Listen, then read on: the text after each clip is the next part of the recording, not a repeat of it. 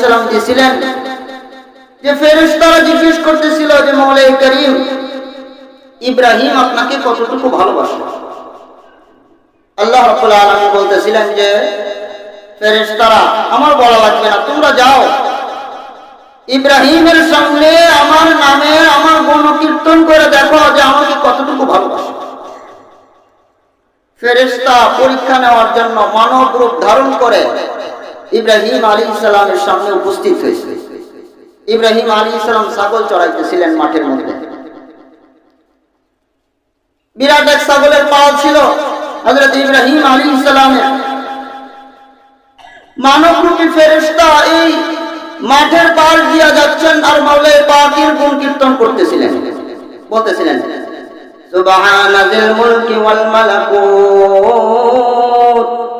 সুবহানাল ইজ্জাতি ওয়াল আযমাতি ওয়াল হাইবাত ওয়াল কুদরাতি ওয়াল জাবারুত সুবহানাল মুলকি ওয়াল মালাকুত সুবহানাল ইজ্জাতি ওয়াল আযমাতি ওয়াল হাইবাতি ওয়াল কুদরাতি ওয়াল কিবরিয়া ওয়াল জাবারুত। চিল্লায়ে বলেন আল্লাহু আকবার। মুহতারাম, ইব্রাহিম আলাইহিস সালামের সামনে দিয়ে ফেরেশতা যখন এভাবে মাওলা করিমের প্রশংসনীয় বাক্য গুণ কীর্তন করতে করতে যাচ্ছিলেন, তো ইব্রাহিম তো খাঁটি আশিকে রাসূল, খাঁটি আশিকুল্লাহ ছিলেন, আল্লাহর আশিক ছিলেন। তো যখন আল্লাহর প্রেমের কবিতা শুনলেন ওনার দিলে একটু নাড়া দিয়ে খেয়াল করলেন কে যেন বলতেছে সুবহানাল মুলকি ওয়াল মালাকুত সুবহানাল ইজ্জাতি ওয়াল আযমাতি ওয়াল হাইবাতি ওয়াল কুদরাতি ওয়াল জাবারুত। ইব্রাহিম আলাইহিস সালাম মানবরূপী ফেরেশতার অনুসরণ করলেন। ওই ফেরেশতার পিছনে পিছনে যাইতে লাগলেন, ডাক দিলেন ও ভাই কে তুমি, কার প্রশংসা করতেছো? তুমি তো আমার মাওলা করিমের প্রশংসা করতেছো। যেই কবিতা শুনাইলা, যেই প্রশংসার বাণী শুনাইলা, আরেকবার আমি ইব্রাহিমকে আরেকবার তুমি সেই কবিতা শোনাও। যে কবিতা তুমি পাঠ করলে আরেকবার শোনাও আমাকে, আমার দিলটা শান্ত করো।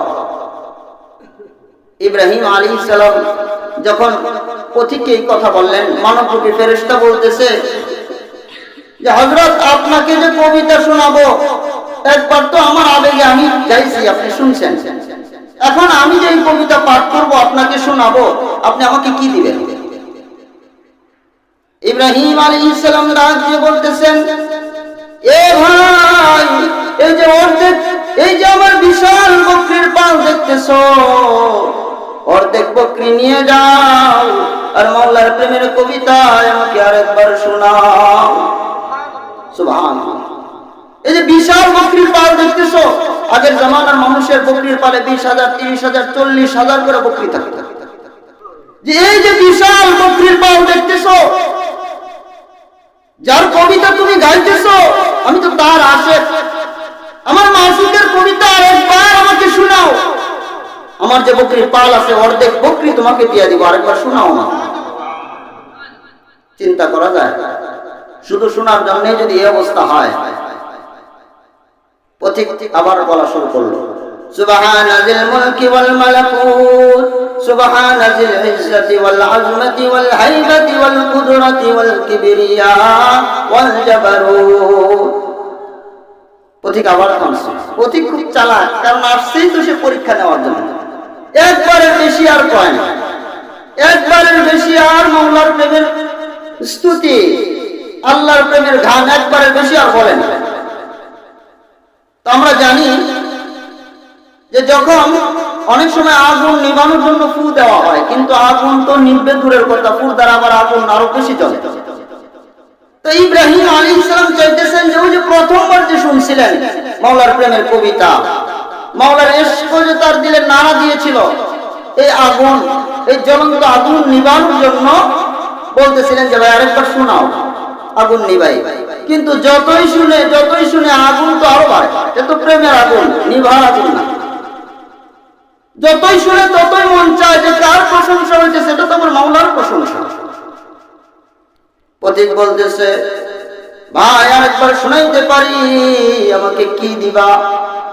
ইব্রাহিম আলাইহিস সালাম বলতেছেন, অর্ধেক বকরির পাল তোমাকে দিয়ে দিয়েছি, বাকি অর্ধেক বকরির পাল নিয়ে নাও। তবু মাওলার প্রেমের কবিতা আমাকে আরেকবার শোনাও। সুবহানাল্লাহ। অর্ধেক দিলাম, বাকি অর্ধেক নাও।